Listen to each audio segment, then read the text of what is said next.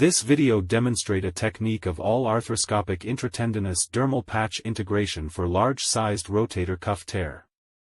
Authors have no disclosure. A routine diagnostic arthroscopy is done and concomitant lesion if found is addressed. Subacromial decompression is done along with acromioplasty.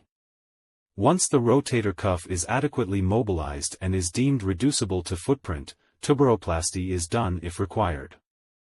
One triple-loaded 5.5 mm anchor is placed lateral to humeral articular margin central to apex of tear. Using the suture passing device, suture threads are passed through good quality cuff tissue and loose arthroscopic knots were applied on the cuff using corresponding limbs of suture threads. Often the tear is bilaminar and knots are applied first to superior aspect of inferior lamina and further the same suture limbs are passed through superficial lamina and again loosely knotted.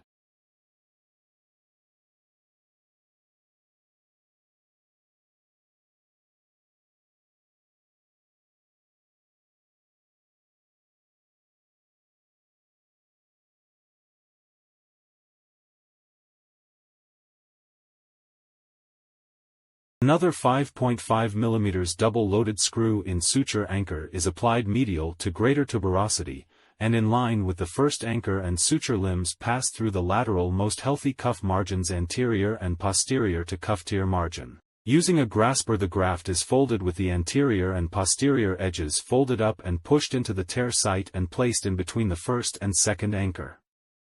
This is followed by tying of corresponding suture limbs of second anchor to each other, during which the patch position is maintained with grasper, resulting in graft being held between both medial anchors. Once graft is stabilized, alternate suture limb from medial row is taken and double row construct is completed using knotless anchors placed over lateral aspect of greater tuberosity, thereby securing the graft within the tendon repair construct. The final construct is as shown.